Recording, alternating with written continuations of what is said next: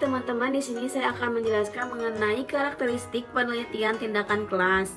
Nah, penelitian tindakan kelas atau disebut dengan PTK ada penelitian yang dilakukan oleh guru di kelasnya sendiri melalui refleksi diri dengan tujuan untuk memperbaiki kinerjanya sehingga hasil belajar siswa meningkat. Nah, dari karakteristik penelitian tindakan kelas ini terbagi 8 bagian, yaitu yang pertama one the job oriented, yaitu PTK dilaksanakan oleh pekerja sesuai dengan bidang yang ditentukannya. Yang kedua ada problem solving oriental, yaitu PTK dilakukan untuk memecahkan masalah yang ada proses belajar mengajar oleh guru. Yang ketiga ada improvement oriented, yaitu PTK dilaksanakan untuk memperbaiki proses pembelajaran. Yang keempat ada siklis, yaitu PTK dilaksanakan secara berulang-ulang atau continue. Yang kelima ada action oriented, yaitu PTK harus dilakukan dengan praktik PBM. Yang keenam ada spesifik kontekstual, yaitu PTK dilaksanakan benar-benar masalah yang dialami guru dengan PBM. Yang ketujuh itu ada kolaboratif, yaitu PTK dilaksanakan bersama orang atau guru lain namun masih dalam rumpun ilmu. Yang kedelapan atau yang terakhir itu ada metodologi bersifat longgar, yaitu PTK tidak harus menggunakan pengelolaan data statistik yang rumit. Metodologi bersifat longgar, yaitu PTK tidak harus menggunakan pengelolaan data statistik yang rumit, namun cukup dengan analisis deskriptif. Mungkin mengenai karakteristik penelitian tindakan kelas itu saja yang dapat saya sampaikan atau saya paparkan. Kurang lebih mohon maaf. Terima kasih. Bismillahirrahmanirrahim. Selanjutnya saya akan memaparkan materi tentang faktor yang mengemukakan karakteristik masalah penelitian tindakan kelas. Yang pertama adalah didasarkan atas masalah yang dihadapi oleh seorang guru pada proses pembelajaran. Maka dengan itu sudah barang tentu dengan adanya masalah maka akan muncul karakteristik masalah pada penelitian tindakan kelas. Yang kedua adalah dilakukan secara kolaboratif atau melalui kerjasama dengan pihak lain. Dengan adanya kerjasama maka akan memudahkan untuk memunculkan karakteristik masalah pada penelitian tindakan kelas ini. Selanjutnya yang ketiga, peneliti sekaligus sebagai praktisi yang melakukan refleksi. Maksudnya melakukan refleksi itu mengkaji suatu hal yang sudah terjadi ataupun yang belum terjadi. Dengan demikian maka akan muncul karakteristik masalah pada penelitian tindakan kelas. Yang selanjutnya bertujuan untuk memecahkan masalah atau meningkatkan mutu pembelajaran. Maka dengan adanya penelitian tindakan kelas ini akan muncul peningkatan kualitas pembelajaran ataupun memecahkan suatu masalah. Yang selanjutnya dilaksanakan dalam rangkaian langkah-langkah yang terdiri dari beberapa siklus seperti yang kelompok kemarin dijelaskan. Selanjutnya yaitu yang diteliti itu adalah tindakan yang dilakukan seperti efektivitas, metode, teknik, atau proses pembelajaran. Selanjutnya tindakan yang diberikan oleh guru kepada peserta didik. Tindakan yang diberikan oleh guru kepada peserta didik ini akan memudahkan, akan memunculkan suatu karakteristik masalah. Mungkin cukup sekian dari saya. Assalamualaikum warahmatullahi wabarakatuh. Bismillahirrahmanirrahim. Saya akan melanjutkan presentasi yang telah disampaikan dengan saya, yaitu tentang kelebihan dan kekurangan PTK. Yang pertama yaitu kelebihan PTK. Tumbuhnya rasa memiliki melalui kerjasama dalam PTK. Dan yang kedua yaitu tumbuhnya kreativitas dan pemikiran yang kritis lewat interaksi berterbuka yang dapat bersifat relatif atau evaluatif dalam PTK. Dan yang ketiga yaitu dalam kerjasama ada saling merangsang untuk berubah. Dan yang keempat yaitu meningkatkan kecepatan lewat kerjasama demokratis dan dialogis dalam PTK. Dan yang selanjutnya yaitu kekurangan PTK.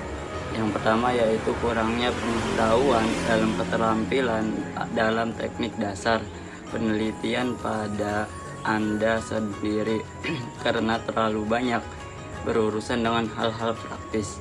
Dan yang kedua yaitu rendahnya efisiensi waktu karena Anda harus memiliki komitmen peneliti waktu untuk terlihat dalam prosesnya sementara harus melakukan tugas rutin. Dan yang ketiga yaitu konsepsi proses kelompok yang demokratis dengan kepekaan tinggi terhadap kebutuhan dan keinginan anggota-anggotanya kelompoknya dalam situasi tertentu, padahal tidak mudah mendapatkan pemimpin demikian. Yang pertama yaitu tujuan PTK. Tujuan utama PTK adalah untuk memecahkan permasalahan nyata yang terjadi dalam kelas sekaligus mencari jawaban ilmiah mengapa hal tersebut dapat dipecahkan melalui tindakan yang akan dilakukan. PTK juga bertujuan untuk meningkatkan kegiatan nyata guru dalam pembangunan profesinya. Tujuan khusus PTK untuk menguasai berbagai persoalan nyata guna memperbaiki atau meningkatkan kualitas proses belajar di kelas. Secara lebih rinci, tujuan PTK adalah meningkatkan mutu, isi, masukan, proses, dan hasil pendidikan pembelajaran di sekolah dan lain-lain. Dan yang selanjutnya yaitu manfaat PTK. Manfaat PTK menghasilkan laporan-laporan PTK yang dijadikan bahan panduan bagi para pendidik atau guru untuk meningkatkan kualitas pembelajaran, menumbuh kembangkan kebiasaan budaya atau tradisi meneliti dan menulis artikel ilmiah di kalangan pendidik, mewujudkan kerjasama, kolaborasi atau sinergi antara pendidik dalam satu sekolah atau beberapa sekolah untuk bersama-sama memecahkan masalah dalam pembelajaran dan meningkatkan mutu pembelajaran. Dan selanjutnya yaitu meningkatkan kemampuan pendidik dalam Bismillahirrahmanirrahim. Assalamualaikum warahmatullahi wabarakatuh.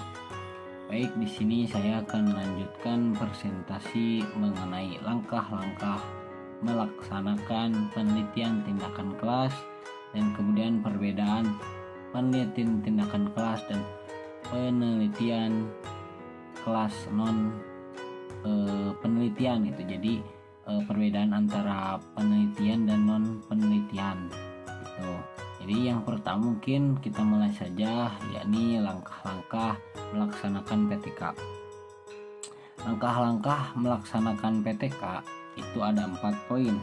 Yang pertama, merencanakan perbaikan.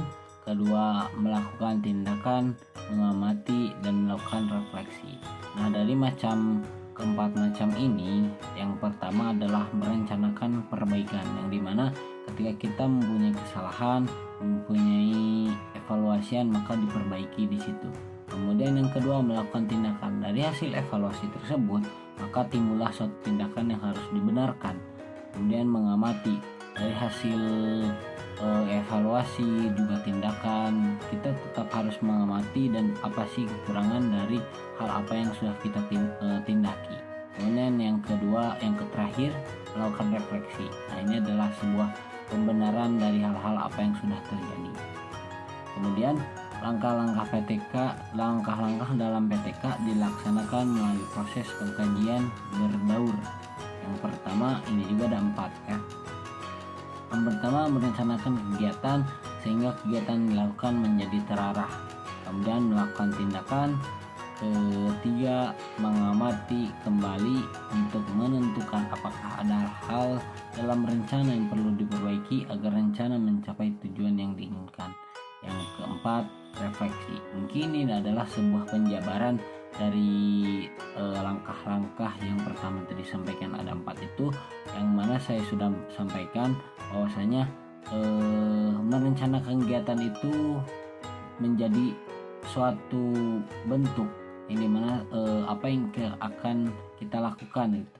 Jadi suatu perbaikan ataupun suatu rencana-rencana yang akan kita lakukan, dan kemudian melakukan tindakan dari perencanaan perbaikan, maka kita akan melakukan tindakan, kemudian mengamati kembali untuk melakukan apakah hal dalam rencana perlu diperbaiki. Nah, begitu tadi sudah sampaikan bahwasanya ketika kita melakukan tindakan-tindakan, maka kita harus mengamati kembali apa hal-hal yang mungkin perlu untuk diperbaiki agar rencana tersebut bisa sampai kepada tujuan.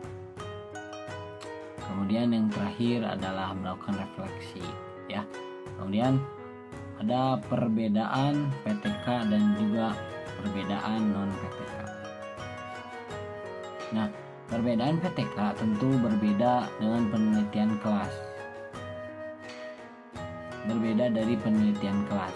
PTK termasuk salah satu jenis penelitian kelas karena memang penelitian tersebut dilaksanakan dalam kelas. Jadi PTK ini dilaksanakan atau dilakukan penelitian tersebut di dalam kelas. Berbagai jenis PTK selalu dilakukan dalam kelas. Jadi suatu hal-hal yang sering dilakukan atau berbagai macam PTK yang dilakukan dalam kelas. Berbagai penelitian yang dilakukan dalam kelas selain PTK. Perbedaan antara PTK dengan non penelitian kelas fokusnya perhatian guru, terutama pada munculnya masalah, peran guru, dan hasil yang diharapkan.